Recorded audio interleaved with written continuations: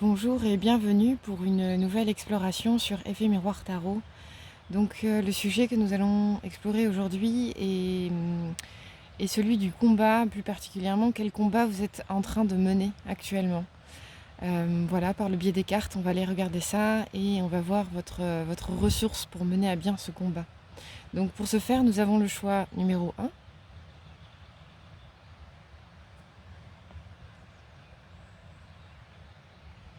le choix numéro 2,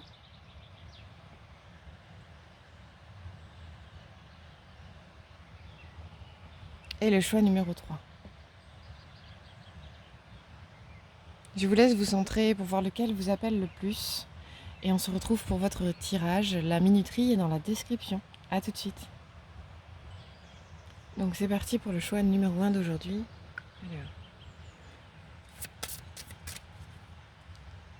quel combat vous êtes en train de mener actuellement?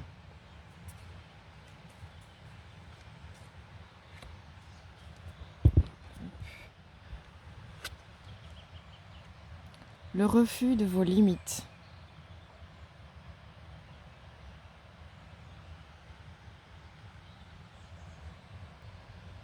Donc la première chose à voir par rapport à cette carte, c'est vraiment la notion que, effectivement, on est des êtres imparfaits, nous, humains.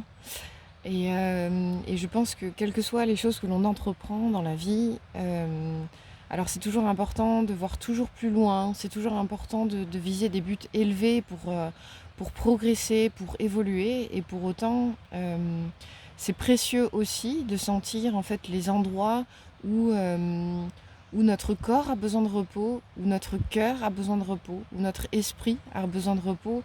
Ça fait pas nécessairement quelque chose, ça fait pas nécessairement, je vais y arriver, de nous quelqu'un de faible ou de fragile. C'est plutôt vraiment, il y a une notion de repos du guerrier, quelque chose, une alternance saine entre l'action, la progression, l'évolution, et aussi la possibilité de se mettre en retrait par rapport à sa vie et de se dire ok, là j'outrepasse mes limites, que ce soit physiquement, moralement, sentimentalement. Voilà, quelles sont vos limites? C'est intéressant de se poser cette question-là. À quels endroits en fait je refuse littéralement d'avoir des limites?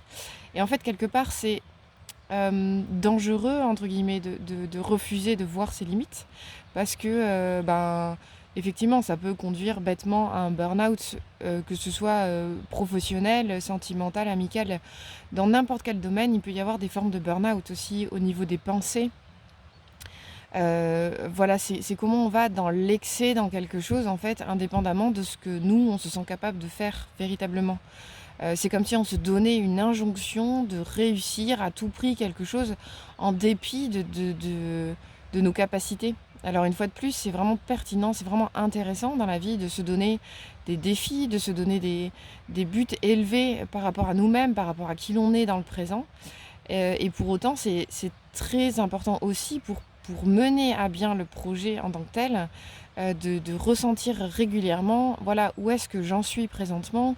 Est-ce que je suis vraiment sur le chemin que je me suis, le but que je me suis donné aujourd'hui? Est-ce que le chemin que j'emprunte, est-ce qu'il mène toujours à ce but-là? Et est-ce qu'il n'est pas nécessaire pour moi de prendre du retrait, du recul, voyez, par rapport à ce que vous entreprenez? Ouais, je pense qu'il y a vraiment une notion comme ça. Et dans la notion de cette carte, en tout cas cette notion de refus de ses limites, il y a vraiment une importance aussi à se pardonner en fait à se pardonner nos fragilités, à se pardonner le fait que parfois trop c'est trop, à se pardonner le fait en fait on n'est pas en permanence obligé de donner de soi. Alors je ne sais pas quel conditionnement peut être révélé en dessous de cette question, mais il y a vraiment une notion de ok, en fait, où est-ce que j'en suis par rapport à tel domaine, par rapport à telle relation, par rapport à tel projet? Est-ce que je vais pas trop loin en fait parfois? Est-ce que je suis pas voilà, je vais pas au-delà de ce que de ce que je juge digne pour moi? Est-ce que je vais pas au-delà de mes capacités, hein, tout bêtement? Donc voilà, c'est vraiment trouver un juste équilibre dans l'action et le repos. Voilà, il y a vraiment une notion d'importance d'alternance et d'équilibre dans cette idée-là, dans cette carte-là. Mm. Et vraiment l'acceptation qu'on puisse être des êtres imparfaits, qu'on le sera possiblement toujours, même si on tend vers une progression, une évolution. Accepter que voilà, l'impermanence fasse partie de notre humanité, hein, tout bêtement. Voilà. Il y a quelque chose vraiment de l'ordre de s'accepter en fait dans son entièreté. Alors oui, d'un côté, on peut être un être qui tend effectivement vers le progrès, vers le fait d'ascensionner, de s'élever vers la lumière, vers l'éthique, vers la moralité, ou tout ce que vous souhaitez, tout ce vers quoi vous souhaitez aller. Donc vous êtes cette magnificence-là, c'est cette divinité-là, c'est magnifique. Et d'un autre côté, accepter qu'effectivement, parfois, on puisse être un peu à côté de nos pompes, qu'on puisse être un peu moins dans le don de soi, un peu moins dans l'injonction de il faut que. Vous voyez, c'est vraiment trouver un juste équilibre, une juste harmonie. Vous voyez voilà, il y a des jours où parfois on peut se trouver moins bien, parfois on peut se trouver moins dans ce qu'on a à faire en fait finalement. Et c'est comment on accueille ça comme faisant partie du jeu et, ça ne met pas en cause les progrès que l'on a fait jusqu'ici, bien au contraire. C'est vraiment des espaces aussi pour se recentrer en soi, prendre le temps de regarder ok où j'en suis, est-ce que je suis toujours sur le chemin que je me suis donné, vous voyez. Il y a vraiment quelque chose de cet ordre avec cette carte-là. Donc je pense qu'à la fois avec cette carte-ci, j'ai la sensation de vous avez le potentiel de repousser vos limites. Ça, c'est vraiment une force que vous avez et une ressource également. Et en même temps, la vigilance, elle va être vraiment dans l'idée de ok, je peux repousser mes limites. Je me suis déjà prouvé que j'étais en capacité de le faire. Mais pour autant, je prends le temps de régulièrement me recentrer en moi pour savoir ok, où est-ce que j'en suis. Est-ce que je suis toujours là où je veux? Est-ce que je vais toujours là où je veux également? Est-ce que c'est toujours mon chemin que je me suis choisi au départ? Et vraiment l'importance de régulièrement se réengager pour les choix que vous faites en fait. C'est ça que permet ce recul-là, cette introspection. Ok? Et vraiment, pardonnez-vous les jours où en fait vous n'avez pas envie, où vous avez pas l'énergie, vous êtes pas dans votre essence parfaite et divine. C'est ok d'avoir des jours comme ça. Prenez ça vraiment comme le repos du guerrier ou de la guerrière, et c'est bien ça qui va vous permettre de retrouver vos forces, de vous réaligner dans votre énergie, de retrouver le flux de la vie et de vous sentir bien dans ce que vous faites et d'avoir l'énergie pour entreprendre tout ce que vous avez à faire. Ok ? Voilà, donc j'espère que ça vous a parlé. N'hésitez pas à liker, à commenter la vidéo. Je suis toujours intéressée par la lecture de vos histoires et je vous souhaite voilà, une bonne exploration de vos limites, une bonne acceptation aussi de vos pauses, de vos possibilités et des endroits où voilà, c'est bien aussi de s'arrêter, voilà, de prendre le temps de s'arrêter. Belle journée, belle soirée et j'espère à très bientôt. Au revoir. Bienvenue pour ce second choix. Hop. Donc, quel combat vous menez actuellement dans votre vie?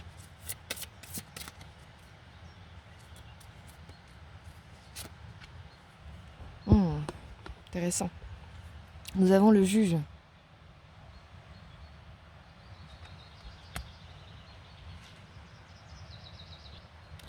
Alors avec la carte du juge, bon, le mot parle de lui-même évidemment, nous avons la notion de jugement sous-jacent, de critique, possiblement de dénigrement, peut-être même de moquerie, vous voyez. Donc c'est vraiment comment la pensée va aller regarder des agissements, des comportements, des actions, des qualités d'être et les catégoriser en termes d'esprit, c'est-à-dire que j'observe quelque chose et direct mon esprit va se mettre en branle et critiquer, juger, catégoriser ce que j'observe, d'accord ? Donc là où c'est intéressant avec cette carte-ci, c'est déjà vers quel public, entre guillemets, est dirigé ce juge en vous finalement. Est-ce qu'il est dirigé vers le monde? Est-ce qu'il est dirigé vers vous-même, votre existence, vos amis, vos collègues? Voilà, vers qui est-il tourné ce juge-là? D'accord ? Et la question qui est intéressante, c'est quelles conséquences cela a-t-il à la fois sur vous et sur le regard que vous portez sur le monde. Parce que finalement, le regard que l'on porte sur le monde, c'est vraiment en lien, en miroir, en reflet du regard que l'on peut porter sur soi. Donc voilà, il y a toute une gymnastique à avoir pour se dire, bon ok, il est où mon juge intérieur finalement? Et ce qui est terrible avec le juge, c'est que ce qui est terrible et positif, il y a toujours deux côtés dans les situations, enfin voire plus, mais on va en aborder peut-être que deux aujourd'hui. C'est à la fois le juge permet effectivement de se mettre en recul, d'observer, de critiquer dans le sens de je vais observer si ça me correspond ou pas, si ça correspond à mon filtre de bien-pensance, de respect, de dignité, voilà, quel que soit le curseur que vous mettez. Donc c'est aussi un espace de ok, comment dire, je discerne clairement ce que j'observe et je me questionne sur est-ce que ce comportement, par exemple, me convient ou pas. Si c'est un jugement par rapport à soi, donc ça peut être pertinent dans le sens où, ok, je fais ça, je sens que ça me convient pas, c'est pas respectueux et j'ai envie de progresser dans ce domaine-là. Donc ça peut être effectivement la notion de jugement, de critique peut être pertinente, peuvent être pertinents dans le sens où ça permet de se transformer, d'évoluer, de progresser. C'est indéniable. Ceci dit, le deuxième côté négatif, entre guillemets, du juge, c'est vraiment la notion de censeur. C'est-à-dire qu'en vous, il peut y avoir vraiment une personne, presque qui n'est pas vous, en somme, on peut le regarder comme ça aussi, qui observe effectivement ce que vous faites et qui va vous dire « Ah, tiens, ça, c'est pas bien ». Ou alors, comment dire, je sais pas, je vais donner un exemple un peu plus concret, c'est par exemple... si je dis ça à l'autre, en fait, peut-être qu'il va le prendre mal, peut-être que ça va le blesser. Du coup, je m'empêche de le dire parce que mon censeur intérieur, mon juge intérieur me dit c'est pas bien d'exprimer les choses. Mais ça, c'est un jugement qui est basé sur des croyances, des conditionnements, que peut-être par le passé, vous avez eu des expériences où vous avez exprimé quelque chose à quelqu'un, la personne a été blessée, ça vous a fait de la peine, et du coup, vous vous dites ok, il faut que j'arrête d'exprimer les choses. Vous voyez ? Je vous fais quelque chose de synthétique pour que ça brosse large dans l'idée. Mais il y a une notion comme ça avec le juge, c'est vigilance à ce que le juge il soit porteur de transformation et pas d'empêchement pour agir des choses en vous, dans votre vie, ok, notamment au niveau de l'expression ou de l'action en général. Ok. Qui dit juge dit victime. Donc c'est comment aussi on va réussir à se sortir un peu de cette sorte de notion de persécution, je suis le juge, l'autre est la victime, ou je me juge et je suis victime de moi-même. Il y a un peu une notion de sortir un peu de ces postures de censeur intérieur finalement quant à ce que l'on a à faire ou à être ou à dire. Voyez, l'idée là c'est presque une pensée qui est un peu trop coupée du cœur à mon goût de ce que je ressens, ou un peu cartésienne, un peu basée sur les conditionnements aussi, sur les croyances qu'on peut avoir sur nous-mêmes. Donc là, l'idée, c'est peut-être par rapport à ce juge, c'est vraiment d'aller chercher à l'intérieur de vous, ok, est-ce que, en fait, quand je ressens ça, est-ce que je me ressens le besoin également de l'exprimer et non pas être dans le jugement de je dois l'exprimer, il faut que je l'exprime. Non, c'est vraiment, ok, je me recentre, je me questionne intérieurement sur peut-être qu'en fait là je me respecte en exprimant ça, mais je suis pas obligée d'y aller comme un bourrin ou une bourrine. Je peux dire les choses par exemple avec bienveillance. Voilà, j'attends pas nécessairement d'accumuler des choses pour les exprimer. Vous voyez, c'est un peu quelque chose comme ça. Donc c'est ok, censeur ou juge intérieur, tu exprimes une critique à mon égard sur le fait que par exemple j'exprime telle ou telle chose. Je prends un temps pour me ressentir, je t'ai entendu, je prends un temps pour me recentrer, pour écouter ce que me dit mon cœur. Parce qu'il y a vraiment, voilà, le juge il est coupé du cœur, quoi. C'est vraiment celui qui est tranchant, qui émet un avis à partir d'un conditionnement, d'une croyance, ou d'une habitude également, vous voyez. Si on vous a appris qu'il fallait agir de telle ou telle façon depuis tout petit, c'est comme ça qu'on fait. Mais en fait, est-ce que vous avez eu l'espace de vous demander si c'était vraiment vous qui agissez ? Vous voyez cette nuance-là ? Donc voilà, la bonne attitude, elle ne devrait pas dépendre de votre conditionnement, mais elle devrait dépendre de vous ressentez que c'est juste d'agir comme ça. Et non pas vous agissez parce que quelque chose à l'intérieur de vous dit C'est bien d'agir comme ça, c'est mal d'agir comme ça.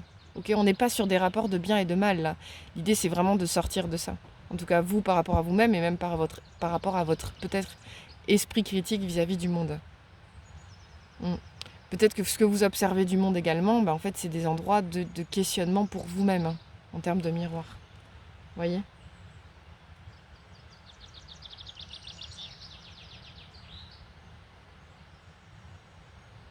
Et puis voilà, il y a un truc avec, je sais pas, je sens une notion de dénigrement aussi dans le jugement, enfin le jugement. Il y a vraiment une notion de aussi comment je sors de ce qui est blanc ou noir, quoi. J'ai envie de dire, mais donnez-vous l'espace de mettre un peu plus de nuances, vous voyez ? Il y a quelque chose un peu comme ça. Et pour moi, c'est la reliance au cœur, hein, c'est sûr. Une pensée, elle est saine si elle est reliée au cœur. Une pensée, quand elle est froide, le danger, c'est d'aller vers, effectivement, de la croyance. Vous voyez, si elle est reliée au cœur, vous êtes relié à votre essence, et du coup à votre moi céleste, spirituel, profond. Hein.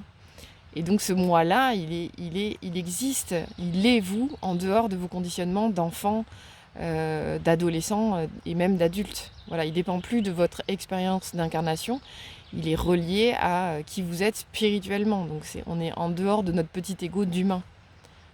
Il y a un peu quelque chose comme ça. Et pour autant, c'est important aussi de se dire, ok, parfois je suis dans le jugement, je m'observe, je vais pas m'incriminer de ça, ça m'arrive, c'est comme ça que fonctionne le cerveau. Notre cerveau fonctionne par catégorie, il va mettre ce qu'on observe dans des cases du genre ça je sais pas, ça c'est moi, ça c'est pas moi, ça c'est bien, ça c'est pas bien. Vous voyez un peu et les cases elles ont des noms pour chaque personne, elles vont être différentes pour chaque personne. Ok ? Donc c'est comme ça que spontanément fonctionne le cerveau. On ne peut pas empêcher, comme dit Issa Panovani, on ne peut pas empêcher l'apparition d'une pensée. Super personne qui parle de communication non violente, j'aime beaucoup ce qu'elle propose et notamment son rapport à la pensée. On ne peut pas empêcher l'apparition d'une pensée, c'est ok, mais par contre, on peut travailler sur comment on la nourrit derrière. Voilà.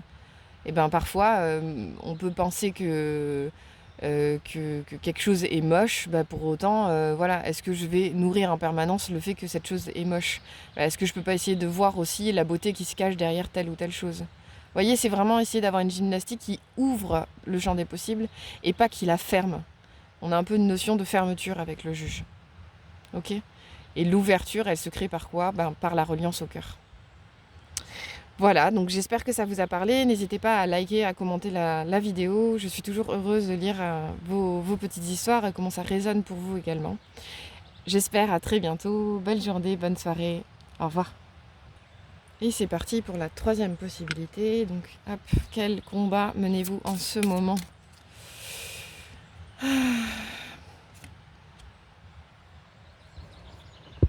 Alors, oh là là, pardon. La carte est forte. Nous avons la malveillance. Carte numéro 75. Alors c'est marrant, je trouve qu'il y a un peu une énergie similaire avec le choix numéro 2. Donc si vous a appelé, vous pouvez le regarder également. Je vous laisse aviser de si ça vous parle ou pas, ce que je vous dis. Donc avec la malveillance, il y a vraiment une notion de jugement, mais sous-jacent. Alors peut-être que c'est un jugement à votre égard venant de l'extérieur, mais c'est aussi peut-être signifiant et miroir du jugement que vous pouvez avoir envers vous-même. L'idée avec cette carte-là, en fait, c'est vraiment de sortir, de se rappeler du moins que le jugement, il n'existe pas à proprement parler d'un point de vue spirituel. Voilà. Le monde spirituel nous accueille exactement tel que nous sommes, de façon inconditionnelle. Et c'est vraiment un rapport très humain finalement. La notion de jugement, de malveillance, c'est pas quelque chose qu'on peut observer dans la nature notamment. À l'extérieur de nous, c'est vraiment quelque chose de très humain. Donc on va dire que c'est comment on se relie avec le fait que non, en fait c'est pas, la malveillance n'existe pas parce qu'elle est signifiée à l'extérieur de nous parfois par les personnes qui nous entourent, ainsi que le jugement. Mais c'est pour autant comment on se relie avec la notion que la vie nous veut du bien. Vous voyez ? En vérité, la vie vous veut du bien. Et c'est pas si évident parfois quand on est dans des conflits avec les autres, quand on est dans des rapports de jugement de l'autre vers nous ou de nous vers nous-mêmes, de se dire, quand on a la tête un peu trop dans le guidon, quand émotionnellement c'est trop lourd à porter, ben en fait, il y a des événements qui nous disent, mais en fait, est-ce que la vie me veut vraiment du bien? Voilà, ça pose vraiment cette question-là. Et ben en fait, si vous êtes aujourd'hui devant ce tirage, je pense que vous devez vraiment entendre et vous pouvez vous le rappeler, vous le répéter, que la vie vous veut du bien. Voilà, c'est important pour vous de l'entendre, je pense.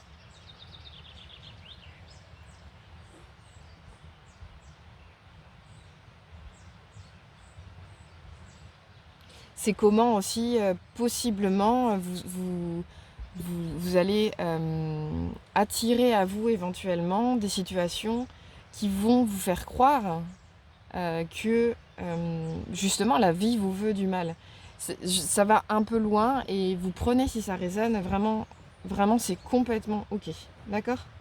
Donc il y a vraiment cette notion de comment, comment j'attire des situations à moi qui vont me faire du mal, qui vont me blesser. Voyez?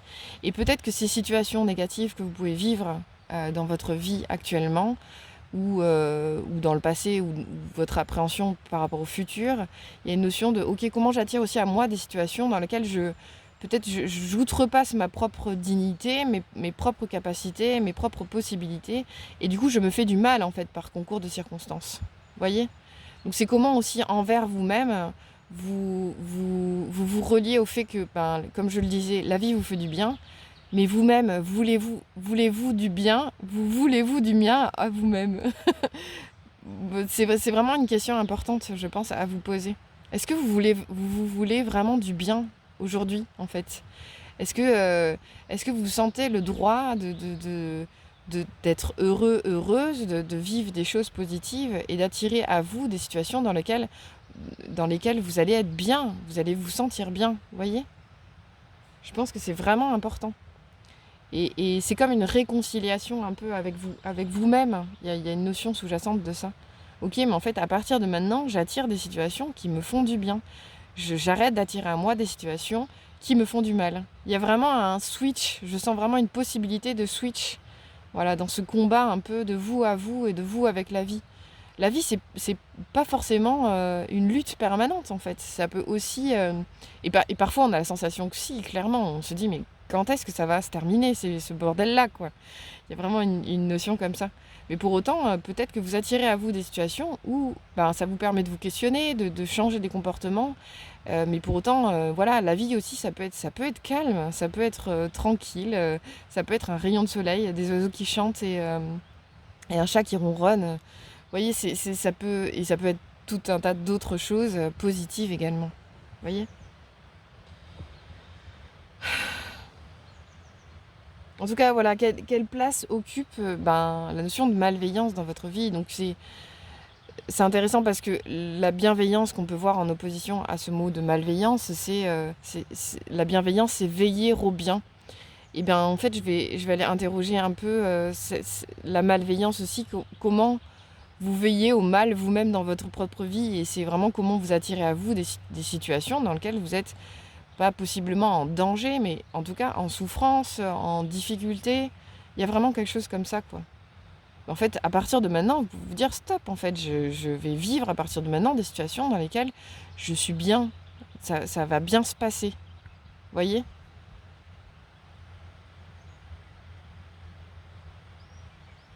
Et peut-être aussi, il y a la notion de pardonnez-vous, en fait, d'avoir attiré à vous des situations douloureuses, des situations conflictuelles, des situations qui vous ont blessé. Pardonnez-vous ça, en fait. Il y a vraiment une idée comme ça. Pardonner à l'autre, c'est pas évident, mais déjà commencez par vous pardonner à vous-même d'avoir peut-être attiré des situations comme ça. Parce que franchement, des fois, on se met dans des trucs, mais avec le recul, on se dit, mais comment j'ai pu accepter ça? Comment j'ai pu aller jusque-là, en fait, au-delà de mes limites, au-delà de ce que j'étais capable de donner, au-delà de vous-même, en fait. Et parfois, c'est intéressant, comme je le disais dans le groupe 1, parfois, c'est intéressant d'aller au-delà de ses limites. Mais pour autant, c'est bien aussi de se respecter, de respecter ses limites. On est des êtres, voilà, des êtres limités et quand bien même on aspire à ouvrir nos possibilités, eh ben c'est hyper important d'accepter qu'on puisse avoir des limites aussi et de se dire mais j'ai le droit de les poser ces limites-là. Et là peut-être que ces situations mauvaises dans lesquelles je suis, j'ai le droit de dire stop en fait. Maintenant, vous voyez, j'ai le droit de dire cette situation me convient plus. Et j'arrête ça, en fait. J'arrête de me... Ah, il y a vraiment quelque chose comme ça, un peu dans votre tirage. Hein. Je le sens sous-jacent. En fait, la possibilité de se dire, mais en fait, je veux plus de ça, quoi. Je veux plus de la malveillance dans ma vie. Que ce soit moi par rapport à moi-même ou les autres par rapport à moi-même. Par rapport à moi. Vous voyez cette notion? Donc, voilà. Vous avez le droit d'être bien. Vous avez le droit d'avoir des relations qui vous font du bien. Vous avez le droit de vivre des expériences qui vous font du bien. Et votre vie, ça peut être ça aussi. Et stop le drame là, stop les dramas. Voilà, on sort un peu de ce cercle vicieux de négativité, quoi. À un moment donné, ouais, faut faire un switch. On peut pas toujours vivre dans la négativité. C'est pas possible, c'est pas bon. On finit par péter un câble en fait. C'est pas le but c'est pas ce qu'on souhaite pour l'incarnation, quoi. Oui, c'est des expériences. Oui, parfois on se fait violence pour dépasser nos limites, pour voilà, on teste notre persévérance. Enfin, il y a plein de choses positives au fait d'aller au-devant d'expériences fortes. Mais pour autant, la négativité, le côté mauvais des expériences, parfois, c'est important de se dire, en fait, là, je suis allée au bout de ce que je pouvais donner. Donc, permettez-vous ça et peut-être soyez un peu plus bienveillant envers vous-même. J'espère que ça vous a parlé. N'hésitez pas à liker, à commenter la vidéo. Je trouve ça toujours intéressant d'avoir vos histoires et moi, ça me permet d'avoir un petit aperçu de si ça tombe juste ou pas pour vous également. J'espère à très bientôt. Je vous souhaite une belle journée, une belle soirée. Au revoir.